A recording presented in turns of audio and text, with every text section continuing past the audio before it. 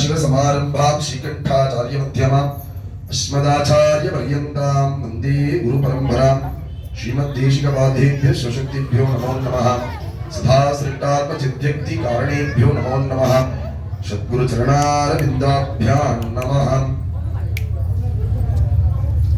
இல்லாமல்ல நமது நகரத்திலே எழுந்தருள்பாலிக்கக்கூடிய ஸ்ரீ பிருஹத் சுந்தர குஜாம்பிகை உடனுரை ஸ்ரீ ஜோதி மகாலிங்கேஸ்வர சுவாமியின் தனிப்பெரும் கருணையினாலும்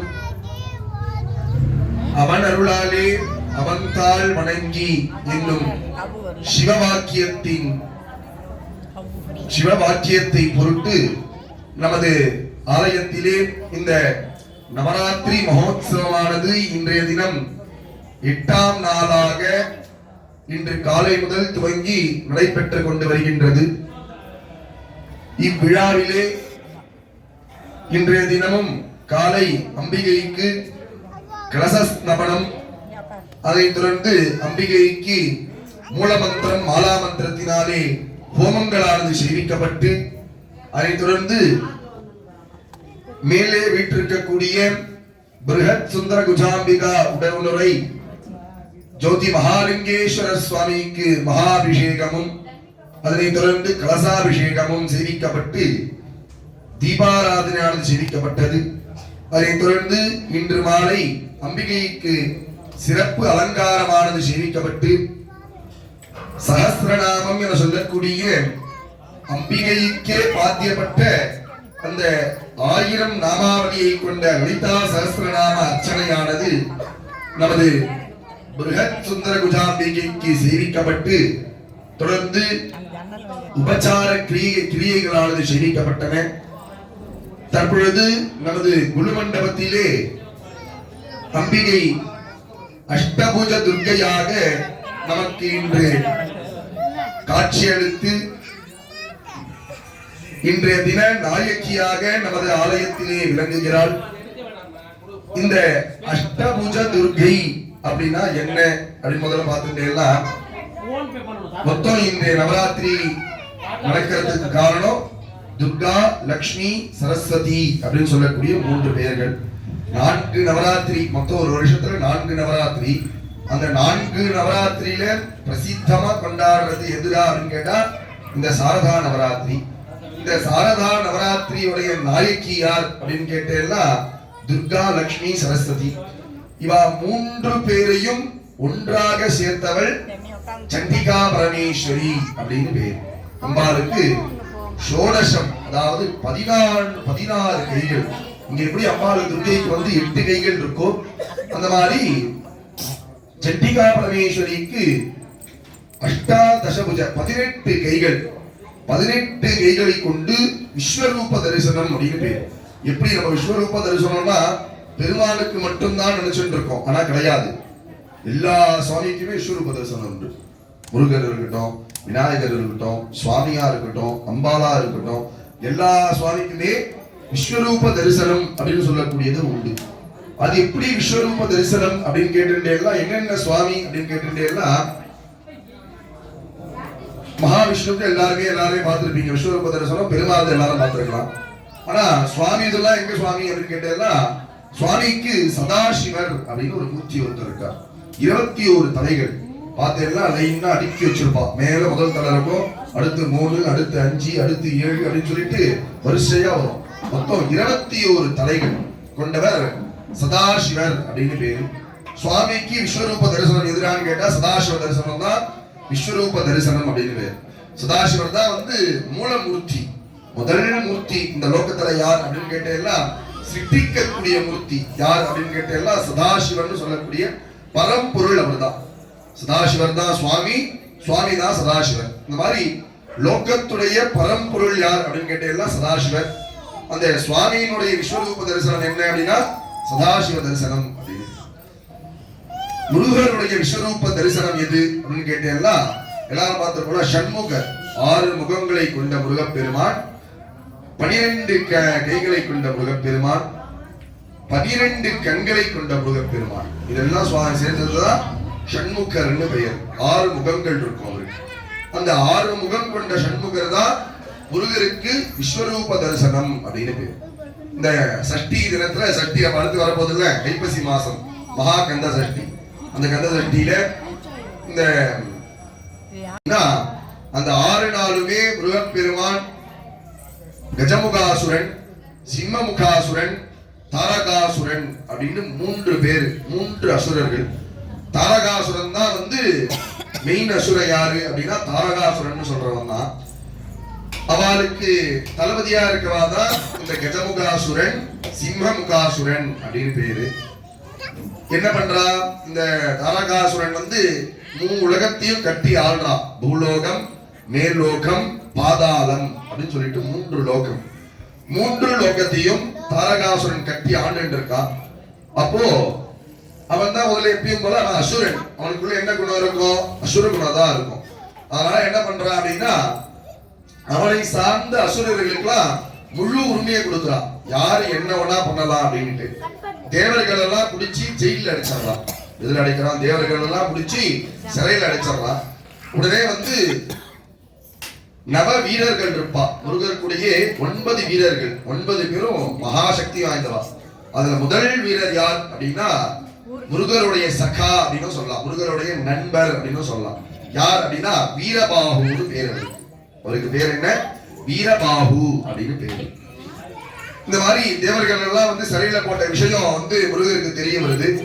முருகர் ஒண்ணுமே பேசல. வீரபாகு வரார். எங்க சிறைக்கு வராரு. சிறைக்கு இவ பண்ற சிறையில பண்ற தேவர்கள் சிறையில பண்ற கஷ்டத்தெல்லாம் பார்க்கிறாரு. பார்த்த உடனே தேவர் கேட்கிறார், இந்திரன் கேட்கிறார், எங்களை எப்படின்னா இந்த சிறையில இருந்து மீட்கணும். அதே மாதிரி தாரகாசுரன் நம்ம முன்னாடி பார்த்தா ஒவ்வொரு அசுரனும் ஒவ்வொரு வரம் வாங்கினவன்.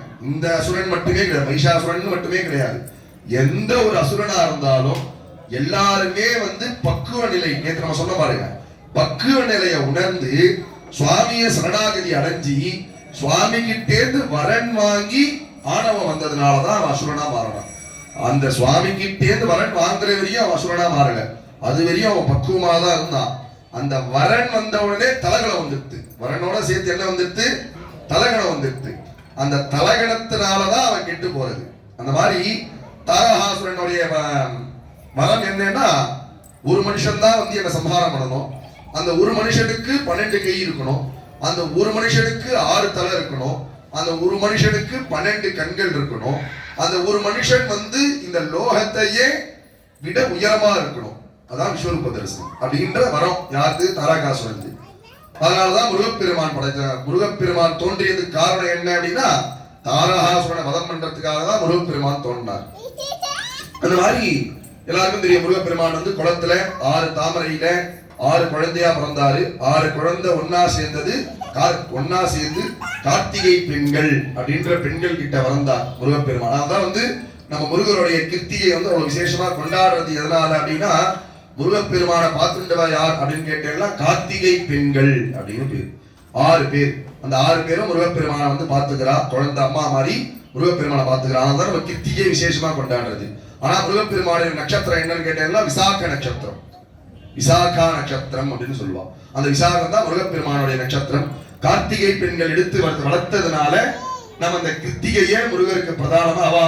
முருகப்பெருமான் கார்த்திகை பெண்களுக்கு கொடுத்த வரம் இந்த நட்சத்திரத்தை சேர்த்து எல்லாரும் கொண்டாடுவா அப்படின்றது. அதனாலதான் நம்ம கிருத்தியை பிரதானமா வச்சு கொண்டாடுறது.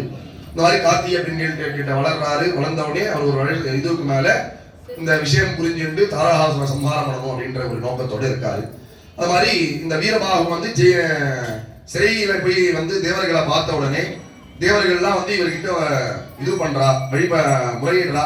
என்ன முறையிடுறா? எங்களை பின்னாடி இதுல காப்பாத்துங்க, முருகப்பெருமான் கிட்ட சொல்லுங்க அப்படின்னு. உடனே என்ன பண்றார் வீரபாகு? முருகப்பெருமான் உங்களுக்காக இதை பண்ணா நீங்க முருகப்பெருமானுக்காக என்ன பண்ணுவீங்க அப்படின்னு கேட்கிறார். அதாவது வீரபாகு என்ன பண்றார்? முருகப்பெருமான் உங்களுக்காக இதை பண்றார் அப்படின்னா அந்த பிரயத்தனப்படுற முருகப்பெருமானுக்காக நீங்க என்ன பண்ணுவீங்க அப்படின்னு கேட்கிறார். ஒவ்வொருத்தரும் ஒண்ணு சொல்றா. ஒருத்தர் என்ன சொல்றா? நான் கற்பக விருட்சம் தரேன்றா. ஒருத்தர் என்ன சொல்றா? என்னுடைய ஸ்தானத்தை நான் முருகப்பெருமானுக்கு. வீரபாகுவதர் சொல்றாரு. ஒருத்தர் சொல்றாரு அக்னி தேவர்னு பேரு. அவர் சொல்றாரு என்னோட ஸ்தானத்தை வந்து நான் முருகப்பெருமானுக்கு தரேன் அப்படின்னு சொல்றாரு. அதுக்கு வீரபாகு சொல்றாரு, உன்னோட ஸ்தானம் என்னையா? உன்னோட ஸ்தானம், உன்னோட ஸ்தானத்தை உயர்ந்தவர் தான் முருகப்பெருமான். எப்படி? உன்னோட ஸ்தானத்தை விட உயர்ந்தவர் தான் முருகப்பெருமான். அவருக்கு இதெல்லாம் போதாது, இன்னும் என்ன தர? எப்படி அவர் ஸ்தானத்துல உயர்ந்தவர்னா, சுவாமியை விட முருகப்பெருமான ஒரு படி மேல வச்சு பூஜை பண்ணணும்னு சொல்றது நம்ம சாஸ்திரங்கள். எதனால சுவாமி அப்படின்னா, சுவாமிக்கு 5 முகங்கள், முருகப்பெருமானுக்கு 6 முகங்கள். சுவாமி வந்து பஞ்சாட்சரன் அப்படின்னு சொல்லக்கூடிய 5 வெளி மந்திரத்துக்கான அதிபதி. முருகப்பெருமான் சடாட்சரன் 6 மந்திரத்துக்கான அதிபதி. இது நம்மளாம் சொல்லல, சாஸ்திரமே சொல்லுது. இந்த சிவாலயங்கள், பழைய சிவாலயங்கள்லாம் போய் பார்த்தீங்கன்னா, சுவாமி இருக்கார், சிவன் இருக்கார் அப்படின்னா, சிவனுக்கு மேல எந்த சுவாமி இருக்கக்கூடாதுன்னு சொல்றது ஆகமங்கள். அதே ஆகமத்திலேயே முருகப்பெருமான் மட்டும் சுவாமியை விட ஒரு அடி மேல இருக்கலாம் அப்படின்னு சொல்றது. எதனால இது எங்க இருக்கு அப்படின்னா, நான் பார்த்த வரைக்கும் இந்த வயலூர்னு சொல்லிட்டு திருச்சி பக்கத்துல இருக்கு. திருச்சி பக்கத்துல வயலூர் முருகப்பெருமான், வயலூர் முருகர்னு சொல்லுவான். அந்த வயலூர்ல பார்த்தீங்கன்னா சுவாமிக்கு அப்படியே பின்னாடி, அப்படியே சுவாமி வந்து கிழக்க பார்த்திருப்பாரு, அப்படியே மேற்குல சுவாமிக்கு அப்படியே நேர்கோடு, இங்க முருகர் இருக்காருன்னா இங்க சுவாமி இருப்பார். சுவாமிக்கு நேர்கோட்டுல பின்னாடி வந்து சுவாமியை விட ஒரு அடி முருகப்பெருமான் ஜாஸ்தியா ஹைட்டா இருப்பார் அந்த இடத்துல வயலூர்ல. இந்த மாதிரி முருகப்பெருமானை வந்து இப்படி எல்லாம் வந்து சுவாமியை விட மேல பார்க்கணும் அப்படின்னு சொல்லி. அப்ப சுவாமியை விட முருகப்பெருமான் மேல அப்படின்னா முருகப்பெருமான் கிட்ட இல்லாததே கிடையாது. அதனால அவர் சொன்னவனே வீரபாகுவை சொல்றாரு. இன்னொருத்தர் என்ன சொல்றாரு, நான் சுவாமிக்கு வந்து பொன் தரேன், பொக்கிஷம் தரேன், எல்லாம் தரேன் அப்படின்றாரு. அது எல்லாமே முருகன் உனக்கு கொடுத்ததுடா, நீனா அவருக்கு கொடுக்கறது அப்படின்னு கேட்டார். அந்த மாதிரி ஒவ்வொருத்தரும் ஒண்ணு சொல்லிட்டு வராரு. எதனாலனா வீரபாகு வந்து அவருடைய மனசுல ஒண்ணு வச்சுட்டு இருக்கார். அதை வச்சுட்டு இருக்கிறத வெளில சொல்ல மாட்டேங்கிறார். எல்லாரும் கேட்கறத ரிஜெக்ட் பண்றாரு. இப்ப நம்மளே ஒரு இடத்துக்கு போறோம்னு வச்சுக்கோங்களேன், ஒரு சமோசா இருக்கு, ஒரு ஜிலேபி இருக்கு. நம்ம என்ன சாப்பிடணும்னு நினைக்கிறோம்? சமோசா சாப்பிடணும்னு நினைக்கிறோம். 2 பேர் ஜிலேபி எடுத்து வந்து கொடுத்தா இல்லப்பா இல்ல, நம்ம வேணாம் சொல்ல அடுத்தது என்ன கொடுப்பா? சமோசா தான் கொடுப்பா. கரெக்டா? அந்த மாதிரி ஆனா நமக்கு கேட்கறதுக்கு அது கூச்சம். அந்த மாதிரி வீரபாகுடைய மனசுல ஒண்ணு இருக்கு. ஆனா அது வந்து வீரபாகு வெளில சொல்லல. ஒவ்வொன்னா கேட்கிறார், ஒவ்வொன்னா ரிஜெக்ட் பண்றார். இது வேண்டாம், நான் பொருள் தரேன் வேண்டாம், பொருள் தரேன் வேண்டாம், ஆஸ்தி தரேன் வேண்டாம், அந்தஸ்து தரேன் வேண்டாம், எல்லா சொக்கியும் தரேன், எல்லாமே அவர் கொடுக்குறாரு. அவனுக்கு வேற என்னடா கொடுக்குறது நீ அவருக்கு அப்படின்னு கேட்கிறார். உடனே என்ன பண்றார் இந்திரன்? எல்லாரும் முடிச்ச உடனே இந்திரன் சொல்றார், என்னோட பொண்ணை முருகப்பெருமானுக்கு தரேன். இந்திரனுடைய பெண் யாரான தேவசேனா அப்படின்னு. முருகப்பெருமானுடைய இடது பாகத்தில் இருக்கா பாத்தீங்களா, தேவசேனா அப்படின்ற பெண் யாருன்னா இந்திரனுடைய மகள் தான் தேவசேனா. அதுக்குதான் வந்து வீரபாகு வெயிட் பண்ணியிருந்தார். அந்த ஒரு விஷயம் வரணும் அப்படின்றதுக்காக தான் வீரபாகு வந்து இவ்வளவு நேரம் வெயிட் பண்ணியிருந்தார். இந்திரன் வந்து அதை சொன்ன உடனே வீரபாகு வந்து சரி அப்படின்னு சொல்லிட்டார். வீரபாகு என்ன சொல்லிட்டார்? சரி அப்படின்னு சொல்லிட்டார். நம்ம முருகப்பெருமான் வந்து தாரகாசுரனை வதம் பண்ணுவார். வதம் பண்ண உடனே இந்திரன் சொன்ன மாதிரி இந்திரனுடைய மகளை வந்து முருகப்பெருமானுக்கு கல்யாணம் பண்ணணும்ன்றதுதான் பண்ணணும் அப்படின்றது இதுவாயிடுது, பிரமாணம் ஆயிடுது. என்ன பண்றாரு முருகர்கிட்ட? இது போய் இதெல்லாம் சொல்ல முருகர்கிட்ட இது மாதிரி அவளை இந்த அவஸ்தை எல்லாம் பண்றா, இந்த அவஸ்தை எல்லாம் பண்றதுனால நீங்க வந்து தேவர்கள் எல்லாம் காப்பாற்றணும் அப்படின்னு வீரபாகு போய் சொல்றாரு. நான் போய் என் கண் கூட பார்த்துட்டு வந்தேன், தேவர்கள்லாம் ரொம்ப சிறையில வந்து சிரமப்படுறா அப்படின்ட்டு. உடனே என்ன பண்றாரு முருகர் வந்து நிறைய தூது அனுப்புறார் தாரகாசுரனுக்கு. எதையுமே தாரகாசுரன் கேட்கல.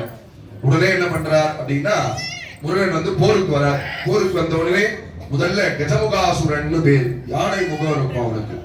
என்ன முகம் இருக்கும்? யானை முகம். அதான் இந்த சூரசம்ஹாரம், திருச்செந்தூர் சூரசம்ஹாரம் பாத்தீங்கன்னா முதல்ல யானை முகம் கொண்ட ஒரு அசுரன் வருவான். அது யாரா? விநாயகர்லாம் ஒரு சிலர் நினைச்சிட்டு இருக்காங்க. விநாயகர் கிடையாது, அது கஜமுகாசுரன் பேர் அந்த அசுரனுக்கு. முதல்ல முருகப்பெருமான் கஜமுகாசுரனை மதிக்கிறார். ஏன் அப்படின்னா, முதல்ல வந்து கிரௌச்ச மலையை வந்து சம்ஹாரம் பண்றாரு. கஜமுகாசுரனுக்கு முன்னாடி கிரௌச்ச மலைன்னு ஒரு மலை இருக்கு. அந்த மலையை சம்ஹாரம் பண்ணாதான் தாரகாசுரன் இருக்கக்கூடிய இடமே முருகப்பெருமானுக்கு தெரியும். அது வரையும் அது எப்படா இருக்குன்னா நிழல் உலகமா இருக்கு.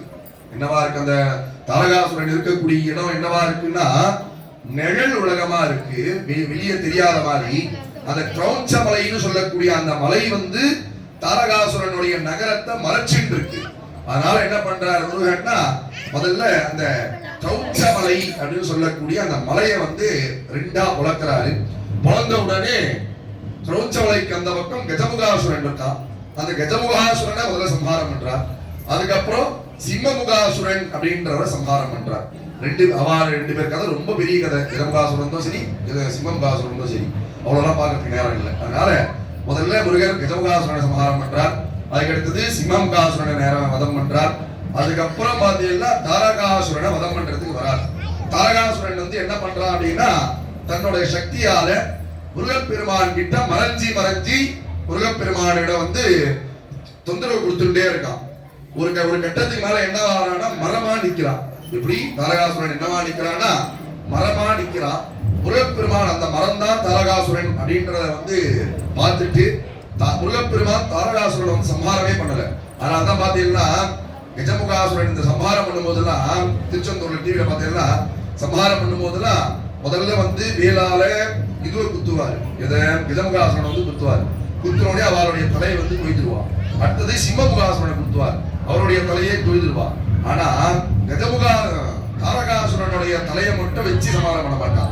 எதனாலன்னு கேட்டா அந்த இடத்துல என்னவா இருக்கான் தாரகாசுரன்னா, தாரகாசுரன் மரமா மாறிடுறான். அந்த மரத்தை வந்து புழக்க மாட்டான். சுவாமி என்ன பண்றார் முருகர் அந்த இடத்துலன்னா, தாரகாசுரன் கிட்ட இருக்கக்கூடிய ஆணவம், கண்மம், மாயை அப்படின்னு சொல்லிட்டு 3 குணங்கள். ஆணவம்னா நான் தான் வந்து எல்லாத்தையும் எனக்கு தெரியாதது ஒண்ணுமே கிடையாது அப்படின்றது. கண்மம் அப்படின்னா கோபம், ரொம்ப அதிகமான கோபம் கண்மம். மாயை அப்படின்னா ஆசைகள், பார்க்கிறது எல்லாத்துனாலையும் ஆசைப்படுறதுக்கு மாயை அப்படின்னு பேர். இந்த 3 குணத்தை உடையவன் தான் தாரகாசுரன் அப்படின்னு சொல்லக்கூடிய அசுரன். அந்த அசுரன் வந்து நல்லா அவனுக்குள்ள இருக்க அந்த ஆத்மா அப்படின்றது நல்ல ஆத்மா தான். ஆனா அவன் மேல இருக்கக்கூடிய அழுக்கு தான் வந்து அவனை வந்து அந்த மாதிரி மாத்தி வச்சிருக்கு அப்படின்னு சொல்லிட்டு என்ன பண்றாரு முருகப்பெருமான், அவனுக்குள்ள இருக்கக்கூடிய அழுக்க மட்டும் சம்ஹாரம் பண்ணிட்டு அந்த தாரகாசுரனை 2ஆ மாத்துறார்.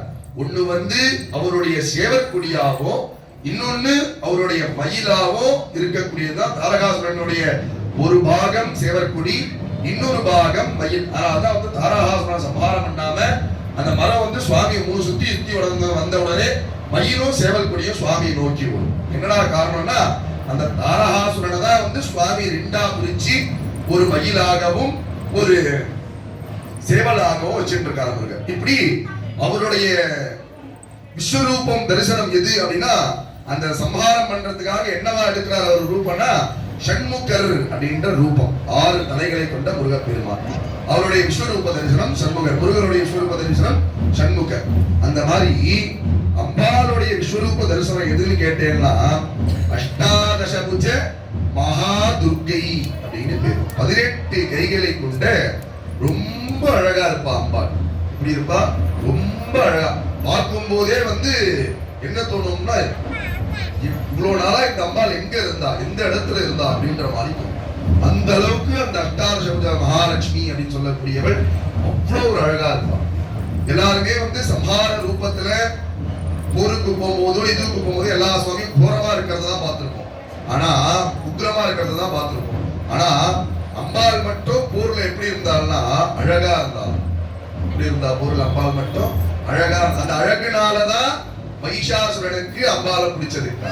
இந்த மாதிரி இந்த 8 கை துர்க்கை, துர்க்கையிலே நிறைய விதங்கள் இருக்கு. 4 கை துர்க்கை இருக்கு, 8 கை துர்க்கை இருக்கு, 12 கை துர்க்கை இருக்கு, 16 கை துர்க்கை இருக்கு, கடைசியா 18 கை துர்க்கை. ஒவ்வொரு துர்காவுக்கும் ஒவ்வொரு பெயர்கள். அந்த மாதிரி கடைசியா இருக்கக்கூடிய அம்பாளுக்கு சண்டிகா பரமேஸ்வரி அப்படின்னு பேர். இந்த மாதிரி அம்பாளுடைய விஸ்வரூப தரிசனம் எது அப்படின்னு கேட்டேன்னா இந்த சண்டிகா பரமேஸ்வரி அப்படின்னு சொல்லக்கூடிய தரிசனம். அதே மாதிரி விநாயகப் பெருமானுக்கு விஸ்வரூப தரிசனம் எது அப்படின்னு கேட்டேன்னா பஞ்சமுக விநாயகர் அப்படின்னு சொல்லுவாங்க. 5 முகங்கள் இருக்கும். ஒரே விநாயகப் பெருமான் தான், அவருக்கு 5 முகங்கள் இருக்கும். அந்த பஞ்சமுக விநாயகர் அப்படின்னு சொல்லக்கூடியவர் தான் விநாயகப் பெருமானுடைய விஸ்வரூப தரிசனம். இந்த மாதிரி ஒவ்வொரு சுவாமிக்குமே ஒவ்வொரு விஸ்வரூப தரிசனங்கள் இருக்கு. அந்த மாதிரி அம்பாளுக்கு நமக்கு என்னவா காட்சி கொடுக்குறா, விஸ்வரூப தரிசனத்துல அஷ்டபுஜ மகா துர்க்கையா அம்பாள் காட்சி கொடுக்குறா. இந்த நன்னாள்ல அம்பாளின் சரித்திரம் அப்படின்னா, இன்னைக்கு அம்பாளுக்கு 8ஆவது நாள் போர் நடக்குது. அந்த 8ஆவது நாள் போர்ல இன்னைக்கு அம்பாள் என்ன பண்றா அப்படின்னா, அந்த சும்பன் நிசும்பன் அப்படின்னு சொல்லக்கூடிய மகிஷாசுரன் கிட்ட கடைசியா மிஞ்சி இருக்கக்கூடிய 2 அசுரர்கள் தான். அந்த 2 அசுரர்கள்ல நேத்து சும்பாசுரன் அப்படின்னு சொல்றவரை அம்பாள் வந்து வதம் பண்ணிடுறா. இன்னைக்கு யார வதம் பண்றா அப்படின்னா நிசும்பாசுரன் அப்படின்னு சொல்லக்கூடிய அசுரன். இந்த நிசும்பாசுரன் யார் அப்படின்னா இவனுக்கே வந்து ஒரு பெரிய சரித்திரம் இருக்கு. யாரு இந்த நிசும்பாசுரன் அப்படின்னு சொல்றவனுக்கு ஒரு பெரிய சரித்திரமே இருக்கு. அந்த பெரிய சரித்திரம் கொண்ட இந்த நிசும்பாசுரனை அவ்வளவு ஒரு மகத்துவம். ஏன்னா மகிஷாசுரனுக்கு அடுத்தது யார், அடுத்த ஸ்தானத்துல யார் இருக்கா அப்படின்னா இந்த நிசும்பாசுரன் தான் இருக்கான். பாருங்க, ஒரு ராஜா இருக்காரு. ஒரு ராஜாக்கு அடுத்த ஸ்தானம் என்ன ஸ்தானம்? தலைமை மந்திரி. அப்போ ராஜா இல்லைன்னா அந்த முக்கியமான முடிவுகள்லாம் யார் எடுப்பா? அந்த தலைமை மந்திரி அப்படின்னு சொல்றவங்க தான் எடுப்பார். அப்போ ராஜாவில பாதி ஸ்தானம் அவருக்கு இருக்கா இல்லையா? அப்ப ராஜாவில இருக்கக்கூடிய பாதி பலம் அவருக்கு இருக்குமா இருக்காதா? அந்த மாதிரி இந்த மகிஷாசுரனுடைய மெயின் யாரா அப்படின்னா கேட்டீங்கன்னா இந்த நிசும்பாசுரன் அப்படின்னு சொல்றவர் தான். இந்த நிசும்பாசுரன் அவருக்கு வந்து பெரிய சரித்திரம். அந்த சரித்திரத்தை பார்க்கணும்னா நேரம் பத்தாது, அந்த அளவுக்கு பெரிய சரித்திரம் வருது. அந்த மாதிரி அப்பேற்பட்ட நிசும்பாசுரனை அம்பாள் ரொம்ப பிரயத்தனம் எடுத்து ரொம்ப இது பண்ணி அவனை வதம் பண்றா. அந்த நிசும்பாசுரனை வதம் பண்றதுக்காக அம்பாள் எடுக்கக்கூடிய ரூபம் எது அப்படின்னு கேட்டீங்கன்னா அர்த்தாம்பிகா அப்படின்னு பேரு. அர்த்தாம்பிகா சண்டிகா அப்படின்னு பேரு.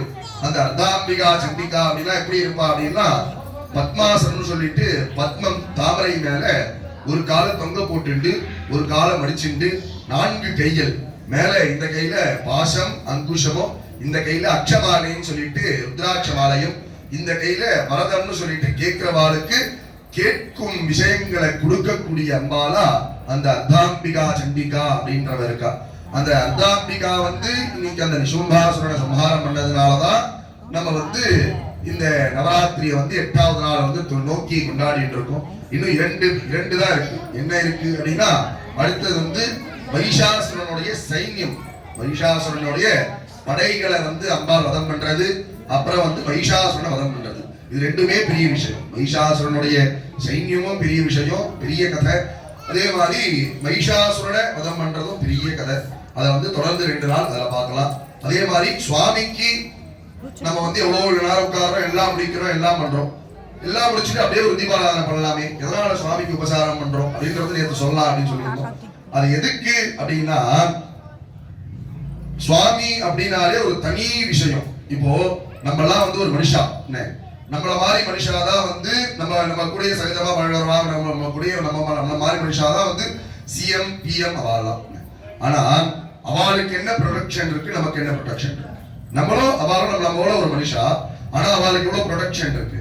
காரணம் அவ அந்த பதவியில இருக்கிறதுனால. அந்த மாதிரி இப்போ ஒரு சிஎம் நம்ம ஊருக்கு வரா அப்படின்னா அப்படியே நம்மள போல டைரக்டா வந்துருவாரா? மாட்டார். அதுக்கு முன்னாடி எவ்வளவு புரோட்டோகால்ஸ் எல்லாம் இருக்கு.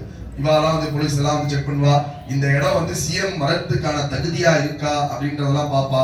அந்த மாதிரி எல்லாம் பார்த்ததுக்கு அப்புறம் தான் சிஎம் வந்து வருவார். அந்த மாதிரி சுவாமி யாருன்னா நம்ம ஜெகத்தையே ஆளக்கூடிய பெருமான். நம்ம எல்லாரையும் ஆளக்கூடிய பெருமான் யார் அப்படின்னா சுவாமி அப்படின்னு சொல்லி. அந்த மாதிரி சுவாமி வந்து எங்கடா உட்கார்ந்து இருக்காருன்னா பத்மாசனத்து மேல உட்கார்ந்து இருக்காரு. நம்மளா இப்ப உட்காரோம்னா தரையில உட்காரலாம், பாய் போட்டு உட்காரலாம், வீட்டுல யாரெல்லாம் வந்திருக்காங்க மனை போடலாம், சேர் போடலாம்ல. சுவாமி எதுல உட்கார்ந்து இருக்காருன்னா பத்மத்துல உட்கார்ந்து இருக்காரு அப்படின்னு சொல்லி. அந்த பத்மம் எப்படிடா இருக்கு அப்படின்னு கேட்டீங்கன்னா பஞ்சாசன வேதிக்கைன்னு பேரு. 5 விதமான ஆசனம். எப்படி நம்மலாம் வந்து ஒரு சேர்ல உட்காருவோம், சுவாமி என்ன பண்றா 5 விதமான சேர்ல உட்கார்ந்துட்டு இருக்கா. அது என்ன 5 விதமான சேர் அப்படின்னு கேட்டீங்கன்னா பூமிக்கு மேல கூர்மாசனம்னு பேரு. கூர்மாசனம்னா அந்த மேரு அந்த ஆமை வருது பாத்தீங்களா, அந்த ஆமை தான் வந்து கூர்மாசனம் அப்படின்னு பேரு. அந்த கூர்மாசனத்துக்கு மேல 8 விதமான நாகங்கள். எத்தனை? 8 விதமான விஷம் கொண்ட நாகங்கள் அனந்தாசனம் அப்படின்னு பேரு.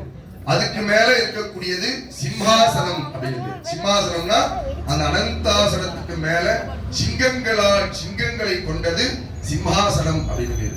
அதுக்கு மேல யோகாசனம் அப்படின்னு பேரு. தேவர்கள் முனிவர்களும் அவங்க யோகம் பண்றா பாத்தீங்களா, தியானம். அந்த தியானத்தெல்லாம் சேர்த்து யோகாசனம்னு பேரு. அதுக்கு மேல பத்மாசனம்னு பேரு. பத்மாசனம்னா தாமரைக்கு பத்மம்னு பேரு.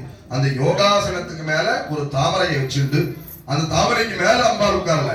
அந்த தாமரை வந்து நல்லா நீக்கிட்டு பார்த்தோம்னா உள்ள வந்து மஞ்ச கருவு மாதிரி இருக்கும். அந்த மஞ்ச கருவை உடைச்சு பார்த்தோம்னா அதுக்குள்ள கர்ணிக்கைன்னு பேரு. வெள்ளையா இருக்கும். அந்த மாதிரி இருக்கிறதே வந்து ரொம்ப சின்னதா இருக்கும். நம்ம லைட்டா கிள்ளாதான் அந்த வெள்ளை தெரியும், இல்லைன்னா வெள்ளை தெரியாது. அந்த மாதிரி அதுக்குள்ள இருக்கா, அது உள்ள உட்கார்ந்து இருக்காள் அம்பாள். அப்ப பாருங்க, அம்மா இந்த இதுல வந்து சொல்லுவா சிவபுராணத்துல, அணுவிற்கும் அணுவாய் அப்பாலுக்கும் அப்பாலாய் சுவாமியை வந்து புகழ்ந்து பாடுவார் மாணிக்கவாசகர். எதனாலன்னு கேட்டா, சுவாமி வந்து இவ்வளவுதாண்டா உயரம் அப்படின்னு நினைச்சோம்னா அதுக்கும் சின்னதா இருப்பாரா சுவாமி அப்படின்னு சொல்றதுதான். அணுன்றதே ஒரு சின்ன விஷயம், சின்ன துகள் தான். அணுவுக்கும் அணுவாய், அந்த சின்ன துகளோட சின்ன துகளா இருப்பார் சுவாமி. அப்பாலுக்கும் அப்பாலாய், சரிப்பா சுவாமி இவ்வளவு ஹைட்டு தான் இருப்பார், ஒரு 6 அடி பாரு 7 அடி இருப்பார் அப்படின்னு நினைச்சோம்னா அதுதான் அப்பாலுக்கும் அப்பாலாய். நீ இவ்வளவுதான் நினைக்க முடியாதா, அதை விட உயரமா இருப்பார் சுவாமி அப்படின்னு சொல்றான். அந்த மாதிரி அந்த பத்மாசனம்னு சொல்லக்கூடிய அந்த ஆசனத்துக்கு மேல அம்பாள் வந்து அமர்ந்துருக்கா. அப்பேற்பட்ட அம்பாளுக்கு நம்ம பூஜைகள் எல்லாம் பண்ணி இந்த உபச்சாரம் அப்படின்றது என்ன அப்படின்னு கேட்டீங்கன்னா, இந்த தீபம்லாம் எதுக்கு காமிக்கிறோம் அப்படின்னா, முதல்ல காமிக்கிற தீபத்துக்கு பேர் புஷ்பரதம்னு பேர். ஒரு ரதம், ஒரு தேர் எப்படி இருக்குமோ அதே மாதிரி தேர் போல இருக்கக்கூடிய தீபம் தான் புஷ்பரத தீபம்னு பேர். ஒரு தேரையே வந்து அம்பாளுக்கு ரதமா எடுத்து ரதாரதி அப்படின்னு சொல்றது காமிக்கிறது. அதுக்கப்புறம் வந்து நட்சத்திர ஆரத்தின்னு பேர். எப்படி 28 நட்சத்திரங்கள், 28 நட்சத்திரங்கள், அபிஜித் நட்சத்திரம்னு ஒரு நட்சத்திரம் இருக்கு. அந்த நட்சத்திரத்தோடு சேர்த்து 28 நட்சத்திரங்களை கொண்டது நட்சத்திர ஆரத்தி அப்படின்னு பேர். அதுக்கப்புறம் இந்த சிம்மம் போட்டது, மயூரம் போட்டது, அதெல்லாம் காமிக்கிறோம்ல, அதெல்லாம் என்ன அப்படின்னு கேட்டீங்கன்னா, அந்தந்த தேவர்களை ரிஷபதேவர்னு பேரு. நம்ம எல்லாம் வந்து சுவாமிக்கு முன்னாடி இருக்கிறது ஒரு மாடுன்னு நினைச்சிட்டு இருக்கோம். ஆனா அவர் ஒரு தேவர், ரிஷபதேவர் அப்படின்னு பேர் அவருக்கு. அந்த ரிஷபதேவரை சுவாமிக்கு, அந்த ரிஷபதேவர் வந்து சுவாமியை வந்து பணியறதுக்காக தான் அந்த சுவாமிக்கு ரிஷப தீபம்னு காமிக்கிறது. முதல்ல கும்பாபிஷேகம் கோவிலுக்கு பண்றான்னா 2.5 நாழிகை கணக்குல வந்து 2.5 நாழிகை வந்து கோயிலோட நடைய சாத்தி வைக்கணும் அப்படின்னு சொல்றது சாஸ்திரங்கள். எதனால அப்படின்னு கேட்டேன்னா, அந்த கும்பாபிஷேகம் பண்ண உடனே சுவாமியை வந்து யாரா தரிசனம் பண்ணுவா அப்படின்னா 33 கோடி தேவர்கள் வந்து சுவாமியை வந்து அவ இருக்கிற இடத்துல வந்து தரிசனம் பண்ணுவா. அந்த தரிசனத்துக்கு நம்ம இடைஞ்சலா இருக்கக்கூடாது அப்படின்றதுனால 2.5 நாழிகை வந்து அந்த மூலாலய கதவை வந்து சாத்தி வைக்கணும் அப்படின்னு சொல்றாங்க. அதனாலதான் வந்து கும்பாபிஷேகம் தர போட்டுருவா. ஒரு 2 நிமிஷம் தர போட்டு உள்ள அலங்காரம் பண்றது, தெய்வீகம் பண்றதுலாம் பண்ணுவா. எதனால ஏன் சுவாமி கும்பாபிஷேகம் ஆயிடுத்து அப்படியே தரிசனம் பண்ண வைக்கலாம்ல அப்படின்னு. ஏன் பண்ணக்கூடாது அப்படின்னா, அந்த 2.5 நாழிகை வந்து 33 கோடி தேவர்களும் சுவாமியை வந்து முதல்ல தரிசனம் பண்ணிட்டு போயிடுவாங்க. அதுக்கப்புறம் தான் மக்கள் நம்ம சுவாமியை தரிசனம் பண்ண முடியும். அந்த மாதிரி முதல்ல எடுத்தோடனே சுவாமிக்கு பூஜை எல்லாம் பண்ணவங்க அந்த உபச்சாரம் பண்ற ரூபமா தேவர்கள் எல்லாம் வந்து முதல்ல தரிசனம் பண்ணிடுவாங்க. அதுக்கப்புறம் தான் கடைசியா தீபாராதனை பண்ணி நமக்கு வந்து அந்த பிரசாதம் வந்து நம்ம மனுஷாலுக்கு கொடுப்பாங்க. அதே மாதிரிதான் அந்த தீபாராதனை ரிஷபதேவன் சொல்லக்கூடிய ரிஷப தீபம்னு பேரு. அதுக்கு அடுத்தது சிம்ம தீபம், அந்த சிங்கம் முன்னாடி இருக்கிறது சிம்ம தீபம். வியாக்ர தீபம் அப்படின்னா புலி இருக்கு பாத்தீங்களா, புலிக்கால் தேவர்னு பேர் வந்துருக்கு. இந்த பதஞ்சலி அப்படின்னு சொல்லுவாங்க, எல்லாரும் கேட்டு பதஞ்சலி சோப்பு, பதஞ்சலி இதுன்றால அந்த பதஞ்சலி அப்படின்றதுக்கு புலிக்கால் தேவர் அப்படின்னு பேரு. அவருடைய தேவருடைய பொருட்சாதான் இந்த புலி தீபம் அப்படின்னு சொல்லக்கூடிய வியாக்ர தீபம். அதுக்கப்புறம் சிம்ம தீபம், வியாக்ர தீபம். தீபத்துல நிறைய இருக்கு. பில்வ தீபம் இருக்கு. அதுக்கு கூர்மம், ஆமையை வந்து தீபமா காமிக்கிறது இருக்கு. அடுத்து பூர்ண கும்பம் அப்படின்ட்டு கட்டம் அப்படிங்கிற நம்ம காமிக்கிறோம்ல, பூர்ண கும்பம், அந்த பூர்ண கும்ப தீபம் இருக்கு. இந்த மாதிரி அந்தந்த தேவர்கள் வந்து சூரிய தீபம், சூரிய பகவான் வந்து சுவாமியை முதல்ல வழிபடுற தீபம் இருக்கு. சந்திர தீபம், சந்திரன் வந்து சுவாமியை வழிபடுற தீபம் இருக்கு. இந்த மாதிரி மேரு அப்படின்னு சொல்லிட்டு அந்த இமயமலை இருக்கு பார்த்தீங்கன்னா, மேருமலைன்னு சொல்லிட்டு அந்த மேருமலையை தீபமா காமிக்கிறது மேரு தீபம் அப்படின்னு பேரு. இந்த மாதிரி இந்த தீபங்கள் எல்லாம் சுவாமிக்கு காமிச்சு தீப உபசாரம் பண்ணதுக்கு அப்புறம் சுவாமிக்கு மந்திர புஷ்பம் அப்படின்னு சமர்ப்பணம் பண்ணுவாங்க. மந்திர புஷ்பங்கள், 4 வேதங்கள், சௌத சூத்திரம், அதுக்கப்புறம் பாத்தீங்கன்னா ஆகமம், அதுக்கப்புறம் பாத்தீங்கன்னா தேவாரம், திருவாசகம், திருவிசைப்பா, திருப்பல்லாண்டு, பெரிய புராணம், அபிராமி அந்தாதி, திருப்புகழ், இதெல்லாம் சேர்த்து முடிக்கிறது தான் உபச்சாரம் அப்படின்னு. இப்ப அந்த தீபம் எல்லாம் காமிச்சாரா, தீபம் காமிச்சதுக்கு அப்புறம் எதனால வந்து சுவாமிக்கு கண்ணாடி காமிக்கிறோம், எதனால குடம் பிடிக்கிறோம் அப்படின்னா, என்னவா இருக்காரு இங்க சுவாமி, ராஜாவா இருக்கார். என்னவா இருக்கார் சுவாமி, ராஜாவா இருக்கார். அந்த ராஜாவுக்கு என்னென்ன உபச்சாரம் பண்ணுவா, இப்போ ராஜா வராருப்பா, அவளுக்கு என்ன உபச்சாரம் பண்ணுவா அப்படின்னா, ராஜாவுக்கு கண்ணாடி காமிப்பா. ராஜா வரும்போது கொடை பிடிப்பான். ராஜாவுக்கு 2 பேர் சாமரம் வீசிண்டே இருப்பான். யஜனம் விசிறி வீசிண்டே இருப்பான்.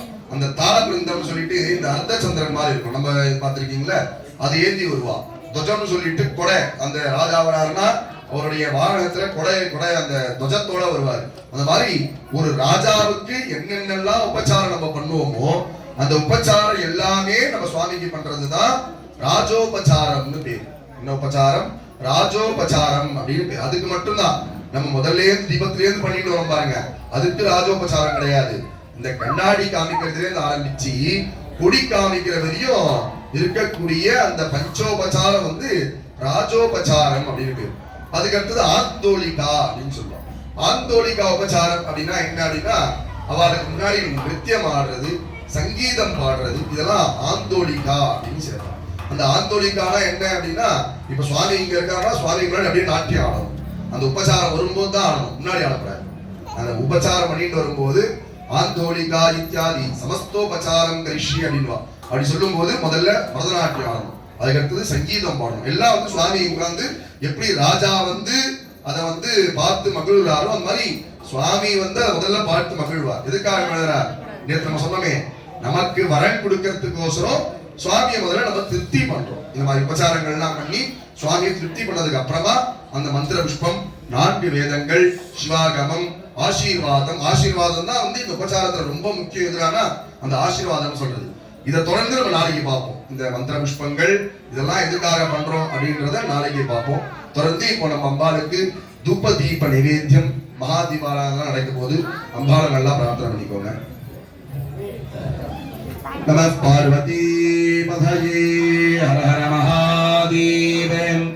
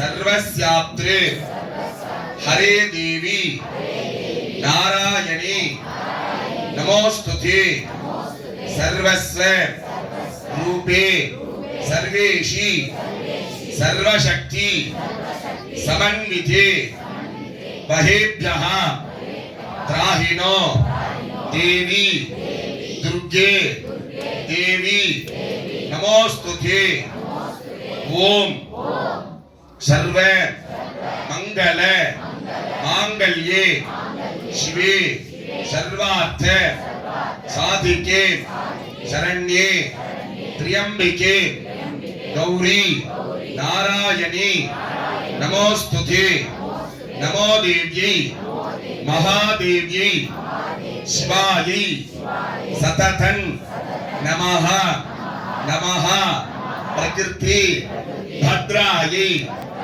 नियतां प्रणतास्मतां या देवी सर्व भूतेषु दुर्गा रूपेण संस्थिता नमस्तस्यै नमस्तस्यै नमस्तस्यै नमो नमः या देवी सर्व भूतेषु लक्ष्मी रूपेण संस्थिता नमस्तस्यै नमस्तस्यै नमस्तस्यै नमो नमः या देवी सर्व भूतेषु वाणी रूपेण संस्थिता नमस्तस्यै नमस्तस्यै नमस्तस्यै नमो नमः मंगले मंगला हारे